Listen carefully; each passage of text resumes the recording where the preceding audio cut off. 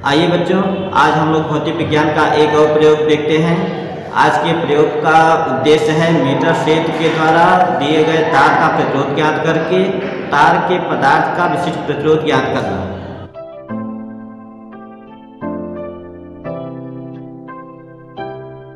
अब इसका जो अगला पार्ट है, इसमें हम लोग जानकारी लेंगे कि इस प्रयोग को करने के लिए कौन कौन से उपकरणों की आवश्यकता पड़ेगी। आइए हम लोग उपकरणों की तरफ चलते हैं। तो बच्चों, इस प्रयोग का जो सबसे महत्वपूर्ण उपकरण है वो है मीटर क्षेत्र। आप देख सकते हैं ये हमारा लकड़ी का बना होता है उपकरण, इसे मीटर क्षेत्र कहते हैं क्योंकि इसमें 1 मीटर का एक पैमाना लगा होता है, इसी वजह से इसको मीटर क्षेत्र कहा जाता है। और आप ध्यान से इसको थोड़ा सा देखें। इस मीटर क्षेत्र के ऊपर एक पतला वायर, एक पतला तार लगा होता है जो कि यहाँ 2 स्क्रू की सहायता से पूरा कसा होता है। आप देख सकते हैं पूरा ये तार आया है आपका और एक तरफ यहाँ पे भी ये कस गया है। तो बच्चों, इस उपकरण के बारे में हम लोग कुछ और जानकारी लेते हैं। तो आप देख सकते हैं हम लोग यहाँ बाएं तरफ से शुरू करते हैं। यहाँ का जो टर्मिनल है इसको ए माना जाता है। आप देख सकते हैं यहाँ पे ए हम लोग लिख भी लेते हैं जिससे कि हमें कन्फ्यूजन न हो। इसके बाद आप देखें इसी मीटर सेतु, ये जो मीटर पैमाना है इसी के दूसरी तरफ यहाँ पे भी वायर लगाने के लिए यहाँ पर सी है। अभी आप लोहे की पट्टी देख सकते हैं जो कि 2 पेंचों की सहायता से इस पर कसा गया है। फिर आगे भी लोहे की पट्टी लगी है। यहाँ पर जिस तार का हम लोग प्रतिरोध ज्ञात करते हैं उस तार को इन दोनों पेंचों की सहायता से कसा जाता है।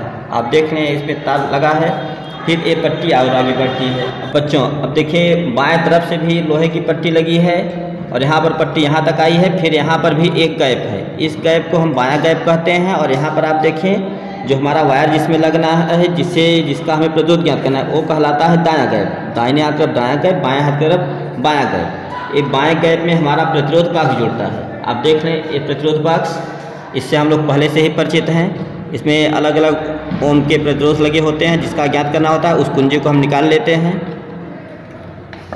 और जो दाहिना गैप है उसमें आपका वायर लगा है, हम बता ही चुके हैं आपको। और एक बिंदु इसमें और होता है डी। तो बच्चों देख सकते हैं आप बिंदु डी से गैल्वानोमीटर का प्लस पॉइंट जुड़ा है। बच्चों, गैल्वानोमीटर का जो दूसरा सिरा है वो जाकी से जुड़ा है। आप जाकी को देख सकते हैं, इसमें एक तरफ वायर लगता है, दूसरी तरफ यहाँ इस पोर्शन को हम तार में टच कराते हैं। और ध्यान रखना है कि इसको जब भी हम टच कराएंगे सीधा और हल्के, इसको दबाना नहीं होता है कि हम इसको पूरा दबा के टच करा दें। इसको सिर्फ हमको स्पर्श कराना है। इसको हम जितनी सावधानी से स्पर्श करा सकें उतना ही अच्छा रहता है। सिर्फ तार को टच कराएं हल्के हाथों से। अब इसके बाद इसका अगला उपकरण है लेक्लांचे सेल। हम लोग इससे पहले से परिचित हैं। यहाँ पे एक स्विच लगा है पावर, इससे हम लोग ऑन कर सकते हैं। ऑन करेंगे तो इसमें लाइट जलने लगेगी, ऑफ करेंगे बंद हो जाएगी। और यहाँ भी आप देख सकते हैं कि इसमें भी 2 टर्मिनल हैं दोनों तारों के लिए। और फिर ए हमारी 1 वे कुंजी आप देख लें, इससे हम लोग पहले से भी हर प्रयोग में इसकी आवश्यकता पड़ रही है। बच्चों, इस प्रयोग को करने के लिए जितने उपकरणों की आवश्यकता थी हम लोग उससे परिचित हो चुके हैं। अब इसका अगला भाग है इसका परिपथ। आइए हम लोग इसका परिपथ देखते हैं, फिगर देखें, फिर उसी के साथ हम इसका संयोजन भी देखेंगे। तो ये देख सकते हैं यहाँ पे इसका फिगर बना है। ये आपका मीटर सेतु हमारा है। ये लोहे की पट्टियाँ हैं जिनसे कि आप परिचित हैं, हम अभी परिचय आपका करा ही चुके हैं। और ये जो एरो का निशान बी दिख रहा है ये हमारा जॉकी है। और फिर ये प्रतिरोध बाक्स यहाँ पर है, ये अज्ञात प्रतिरोध है जिसका हमें निकालना होता है। गैल्वानोमीटर हमने बताया था कि डी पॉइंट, एक सिरा डी पॉइंट से और दूसरा सिरा जॉकी से।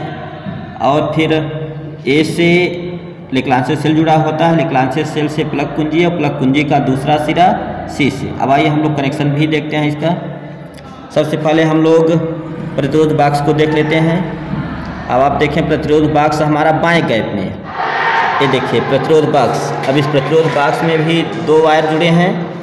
ये देखिए प्रतिरोध बाक्स, ये प्रतिरोध बाक्स हमारा, इसके दोनों टर्मिनल यहाँ पे 2 पत्तियाँ लगी हैं, उनके ऊपर पेंच लगे हैं। इन पेंचों की सहायता से हम कनेक्ट कर देते हैं, आप देख सकते हैं। फिर ये हमारा बायां गैप है। अब इसके बाद ये आप देखें दाहिना गैप, ये हमारा दायां गैप है। दाएं गैप में हमारा अज्ञात जिसका हमें प्रतिरोध ज्ञात करना उस वायर को हम यहाँ पे जोड़ते हैं। तो आप ये देखें ये हमारा दाहिने हाथ तरफ दाहिना गैप है, इसमें 2 पेंचों की सहायता से इसी तार का हमें प्रतिरोध ज्ञात करना है। देखें ये बिंदु डी है, डी का एक सिरा गैल्वानोमीटर से और गैल्वानोमीटर का दूसरा सिरा जॉकी से जुड़ा है। आप देखें, एक गैल्वानोमीटर का लाल वाला सिरा धन ये जुड़ा है यहाँ इस पेंच की सहायता से डी, जिसे हम डी कहते हैं। इसका माइनस आप देख लें, ये जॉकी से जुड़ा है, जिसकी सहायता से हम लोग इसका परिक्रमण करेंगे। अभी दो उपकरण हमारे और हैं, लेक्लांसियस सेल।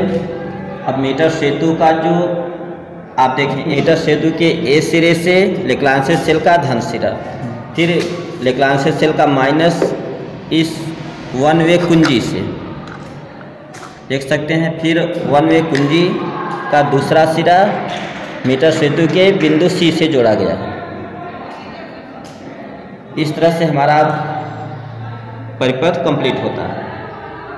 अब इसके बाद अब हमको चेक करना है कि हमारा परिपथ सही है, सही काम कर रहा है कि नहीं। तो इसे चेक करने के लिए सबसे पहले हम लेक्लांसियस सेल को ऑन करेंगे।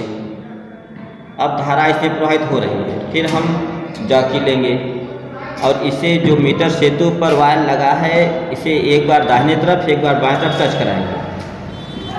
आप देखें, हम सबसे पहले इसको दाहिने तरफ टच कराते हैं।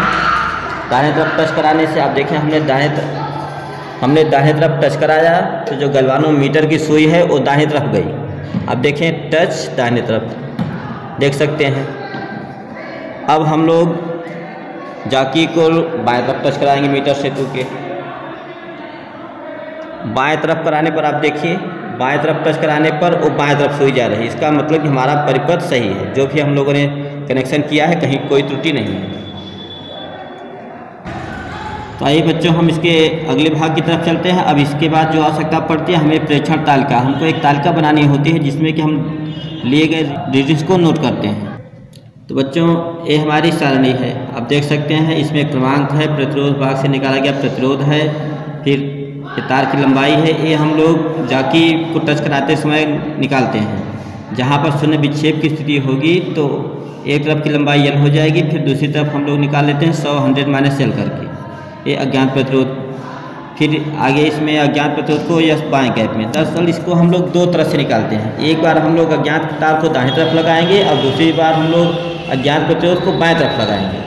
बच्चों, अब हम लोग रीडिंग लेना शुरू करते हैं और सबसे पहले हम जो हमारा अज्ञात प्रतिरोध का तार है उसे हम बाएं गैप में लगाए हैं। हम लोग इसकी रीडिंग लेंगे, दोबारा हम लोग इसको दाहिने गैप में लगाएंगे और रेजिस्टेंस बॉक्स को बाएं गैप में, और फिर हम लोग रीडिंग लेंगे। तो आइए हम लोग शुरू करते हैं। लोगों ने इसको ऑन कर लिया। 0 विक्षेप की स्थिति प्राप्त करेंगे, 0 विक्षेप की स्थिति।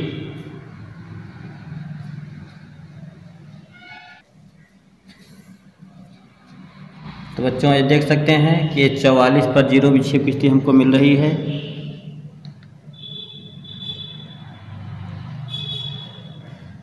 अब हम लोग इसको नोट करेंगे।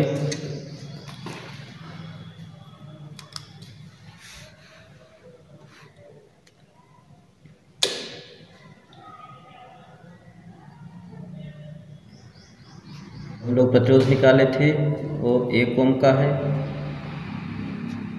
वही हम लोग दूसरा प्रतिरोध निकालते हैं 2 ओम का। 2 ओम पर हम लोग देखते हैं कि 0 विक्षेप की स्थिति हमको कहाँ मिलेगी।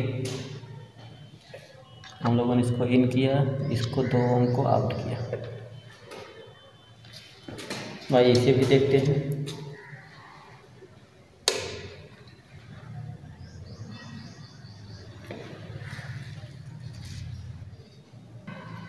बच्चों, ये देख सकते हैं कि ये 32 सेंटीमीटर पर हमको 0 विक्षेप की स्थिति प्राप्त हो रही है। अब इसको भी हम लोग नोट कर लेते हैं।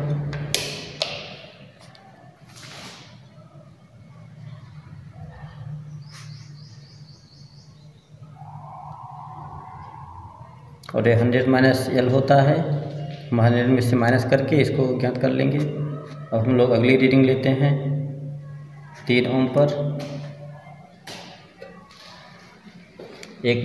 2 निकला है, एक बार हम लोग निकाल लेते हैं। फिर से हम लोग 0 विक्षेप की स्थिति प्राप्त करेंगे।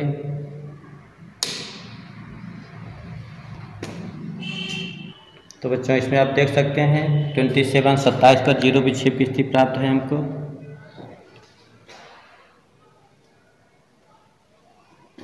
अब इसे भी हम लोग नोट कर लेंगे।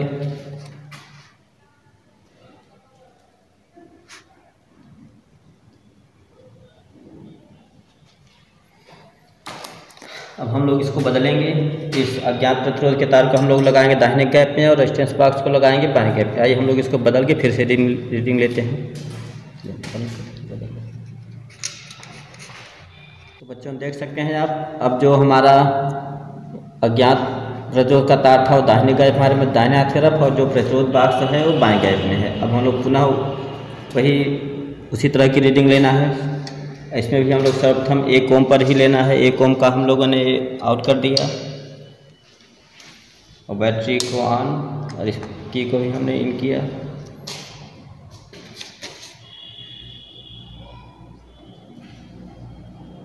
ये 87 पर हमको 0 विक्षेप की स्थिति प्राप्त हो रही है।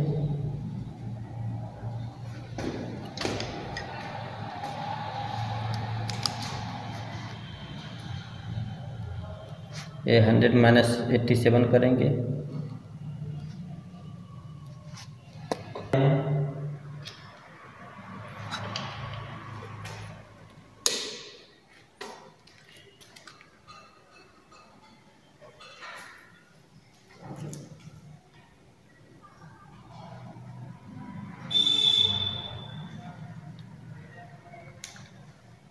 तो बच्चों आप देखिए ये 89 पर हमको 0 विक्षेप की स्थिति प्राप्त है।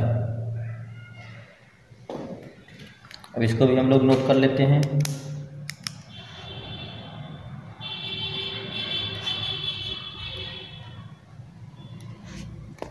अब तीसरी रीडिंग हम लोग लेते हैं 3 ओम के लिए। ये 3 ओम का प्रतिरोध बाहर।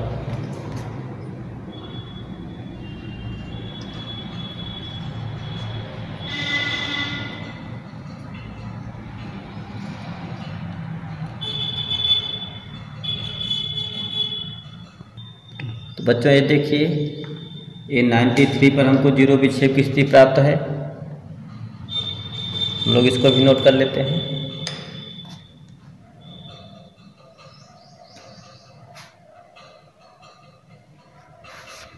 आइए बच्चों अब हम लोग कैलकुलेशन करते हैं। अब जो वैल्यू हमको मिले इसको इस सूत्र में रखेंगे तो जो हमको मान मिलेगा वो 0.14 मिलेगा। जो दूसरे में रखेंगे इस तरह कैलकुलेशन करना है आपको 0.24। तीसरे का कैलकुलेशन करने के बाद हमको 0.2, ये सब ओम में रहेंगे। इस तरह हम दूसरा कैलकुलेशन भी करेंगे। ये दूसरा कैलकुलेशन हम करेंगे तो हमको मिल जाएगा 0.78, फिर 0.94, तीसरा मान हमको मिलेगा 1.10। ये मान b का हो गया। अब हमको a + b/2 निकालना है तो इन दोनों को जोड़ के a का मान 0.14, b का मान 0.78, इन दोनों को प्लस ऐड करके फिर हमें 2 से भाग करना है तो आपको मान मिल जाएगा। फिर हम 0.24 + 0.94 / 2 तो हमको मान मिलेगा 0.59। फिर हम तीसरा 0.22 + 1.10, इन दोनों को ऐड करेंगे और डिवाइड बाई 2 तो हमको मान मिल जाएगा 0.66। अब फिर इन तीनों का हम एवरेज निकालेंगे। इन तीनों का एवरेज तीनों को जोड़ के भाग देंगे 3 से तो हमको मिल जाएगा 0.57 ओम। इस तरह से हमारा जो प्रायोगिक तार था उसका अज्ञात प्रतिरोध वाला तार था उसका प्रतिरोध हमको पता चल गया 0.57 ओम। ये जो हम लोग तार लगाए थे इस बार हम लोग दाहिने गैप में, इसी को हम लोग बाएं गैप में भी लगाए थे। इसी तार का प्रतिरोध हमको मिला है 0.57 ओम। ये बच्चों इस प्रयोग में एक और सारणी है तार के व्यास के लिए सारणी। अब तार का व्यास निकालने के लिए हमको स्क्रू गेज की आवश्यकता पड़ती है। ये आप स्क्रू गेज देख सकते हैं। तो बच्चों आप देख सकते हैं स्क्रू गेज इस तरह का बना होता है। इसमें 2 पैमाने होते हैं। एक पैमाना घूमने वाला है वो गोली पैमाना कहलाता है और ये जो जिस पर घूम रहा है वो है इसका मुख्य पैमाना। इसके जब गोली पैमाना इसका है इस पर कुल 100 छोटे छोटे खाने बने होते हैं। तो सर्वप्रथम हमें इस स्क्रू गेज का अल्पतमांक ज्ञात करना होता है। तो इसके अल्पतमांक के लिए हम लोग एक में भाग देते हैं इस गोली पैमाने के खानों की संख्या से। तो 1/, हम आपको बता चुके हैं कि इसमें 100 खाने होते हैं, तो 1/100 करेंगे तो आ जाएगा 0.01 मिलीमीटर। ये मिलीमीटर में आएगा। हमको यहाँ सेंटीमीटर दिखाना है तो ये हो जाएगा 0.001 सेमी। तो ये स्क्रू गेज का अल्पतमांक हो गया। अब स्क्रू गेज की शून्यांक त्रुटि आप देख सकते हैं। शून्यांक त्रुटि के लिए हम लोग इस स्क्रू गेज को घुमाते हैं और जब ये टच करने लगे, यहाँ गैप न रह जाए, आप देख सकते हैं ये जब टच हो गया है। अब इस स्थिति में हम देखते हैं गोली पैमाने का शून्य और मुख्य पैमाने का शून्य एक सीध में होना चाहिए। अगर एक सीध में नहीं है तो शून्यांक त्रुटि मानी जाती है। अब क्योंकि इसमें 0 गोली पैमाने का 0 और मुख्य पैमाने का 0 एक सीध में है, इसलिए इसमें शून्यांक त्रुटि नहीं है। तो इसमें शून्यांक त्रुटि हम दिखाएंगे 0। अब तार का व्यास निकालने के लिए हम लोग फिर से इसको थोड़ा ढीला करेंगे। अब जो हमारा प्रायोगिक तार था उसको इसमें फंसाएंगे। अब फिर से हम गोली पैमाने को घुमाएंगे और जिससे कि ये उस गैप में आ जाए। अब इसको हम इतना घुमाएंगे कि धीरे धीरे उसको टच घुमाएंगे कि वो किर्र की आवाज़ आपको सुनाई देगी, तो आपको रुक जाना है। अब हमको रीडिंग इसकी लेनी होती है। अब रीडिंग के लिए आप ये सारणी देख सकते हैं कि मुख्य पैमाने पर माप सेंटीमीटर में। तो मुख्य पैमाने पर आप देख सकते हैं कि आपको सेंटीमीटर में माप नहीं है, इसका मतलब उसमें 0 आप लिखेंगे। एक भी सेंटीमीटर आपको नहीं मिला तो वो हो जाएगा आपका 0 सेंटीमीटर। फिर आप गोल पैमाने का मिलने वाला चिन्ह। अब हम ध्यान से इसको बहुत ही ध्यान से आपको देखना होता है कि गोली पैमाने का कौन सा खाना मुख्य पैमाने के 0 वाली लाइन के सीध में है। तो आइए हम लोग देखते हैं। यहाँ पर 20 है, फिर 5 खाने 25, फिर यहाँ पे 30, 35, ये जो लाइन हमारी है ये 40। अब उससे एक कम खाना, बहुत ही बारीक इसमें बहुत ही ध्यान से आपको देखना पड़ता है। तो आप बहुत ही ध्यान से देखेंगे तो हमको 40 से एक कम 39 वाला इसका जो खाना है वो 0 के सीध में आ रहा। तो इसमें हमको लिखना है 39। अब गोली पैमाने का जो माप है वो सेंटीमीटर में लिखना है, तो हम इसी जो चिन्ह मिलता है उसमें अल्पतमांक का गुणा करते हैं। अब हम 39 में अल्पतमांक का गुणा करेंगे तो हमको मिल जाएगा 0.039 सेमी।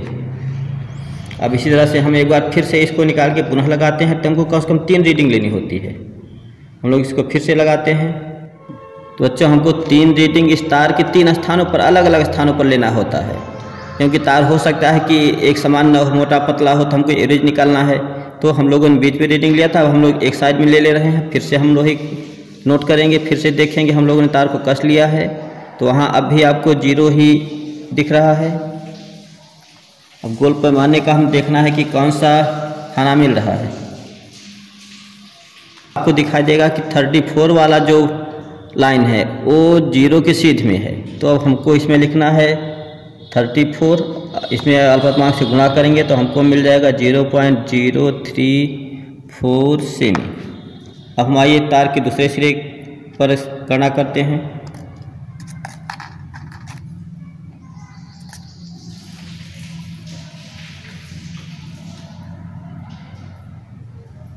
तो बच्चों इस तरह से हमने इसके दूसरे सिरे पर भी इसको लगा लिया। अब यहाँ भी आप देख सकते हैं जो मुख्य पैमाने का माप है वो अब भी 0 ही बता रहा। और जो गोली पैमाने का मिलने वाला खाना है वो आप ध्यान से देखिए, 40 के नीचे और करीब 4 खाने नीचे है, तो 36 आप कह सकते हैं 36वां खाना इसके 0 की सीध में। तो इस तरह से हम स्क्रू गेज का प्रयोग करते हैं और वायर्स का रेडियस निकालते हैं। आइए हम लोग गणना करते हैं। जो अभी गणना करने के बाद जो मिलेगा वो होगा तार का व्यास, फिर हम उसको आधा कर लेंगे तो हमको मिल जाएगा तार की त्रिज्या। फिर हम यहाँ भी मल्टीप्लाई कर देते हैं अल्पतमांक से, तो हमको मिल जाएगा 0.036 सेमी। आइए हम लोग अगली रीडिंग लिखते हैं। a+b, तो a का मान 0, b का मान 0.039, तो जोड़ने पर आपको मान मिल जाएगा 0.039। फिर दूसरा भी हमको मिल जाएगा 0.034, अगली वैल्यू मिल जाएगी 0.036। ये सभी मान सेंटीमीटर में प्राप्त होते हैं। अब हम इन तीनों का एवरेज निकालेंगे, तो एवरेज हमारा जो मिल जाएगा वो 0.036 सेमी। ये तार का व्यास है। हमें तार की त्रिज्या चाहिए तो हम इसका आधा कर देंगे। हम नीचे लिख भी सकते हैं,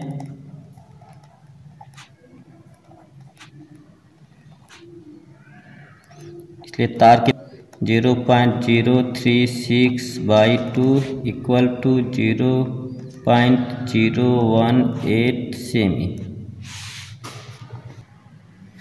आइए बच्चों, अब हम लोग गणना करते हैं। गणना में सर्वप्रथम हम जिस तार का प्रयोग किए थे उसे कहते हैं प्रायोगिक तार। उस प्रायोगिक तार की लंबाई 40 सेंटीमीटर थी और इसको हम कैपिटल L से दिखाते हैं।